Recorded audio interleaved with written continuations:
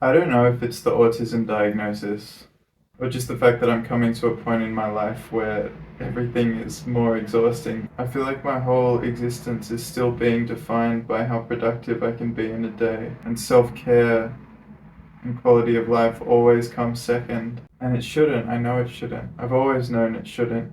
The truth of it has always been I feel inadequate.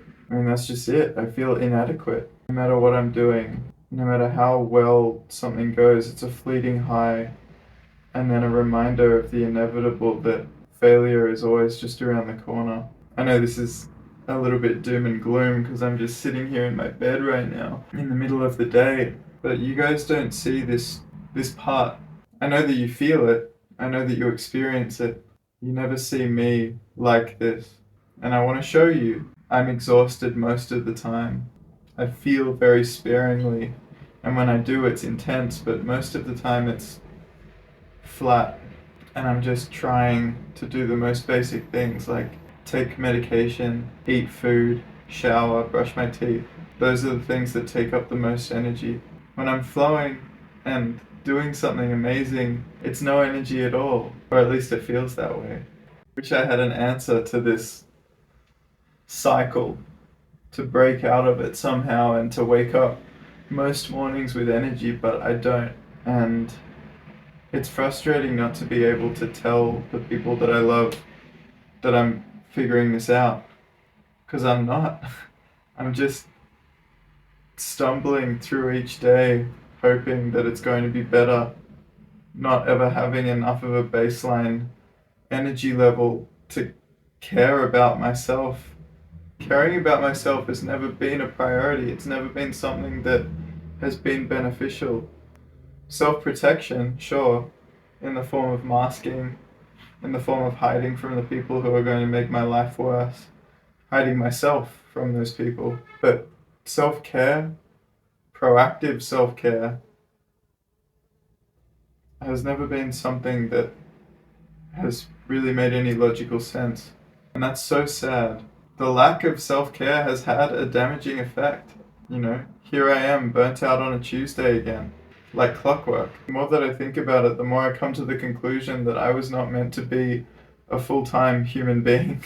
I need more time to recharge. And currently, being autistic and being ADHD is damaging my quality of life. But it's not because I can't keep up. It's because I was denied my physical and emotional needs for 20 years. And eventually you come to a breaking point. I could talk about a bunch of things in this video. I could talk about skill regression. I could talk about emotional impermanence. I could talk about interoception and how I have none of it. But those are all specifics, and they're all pieces to a puzzle that I still haven't put together. What really makes this unique is the loneliness of it all. And you have to know so much about autism and ADHD to understand that the feeling is loneliness. It's so much easier to pretend that you're not different. If it's one skill that we develop as neurodivergence, it's the ability to convince ourselves of things, because if we don't have that, everything falls apart very quickly. I love myself. I love the way I do things. I love the way I love people. I hate the way I've been treated for it. And I hate the scale of that treatment. Hundreds of little micro interactions every day where your authentic self-expression gets invalidated and suppressed. Us neurodivergents, we're not stupid. We will learn in the face of overwhelming evidence. It's so easy to turn that resentment for the world inward and start blaming yourself for your autism, for your ADHD, for your neurodivergence. It's the most effective way to make sense of things. Unpacking all of this stuff is hard, especially considering the fact that this field of literature is still in its infancy. I've given myself enough to edit.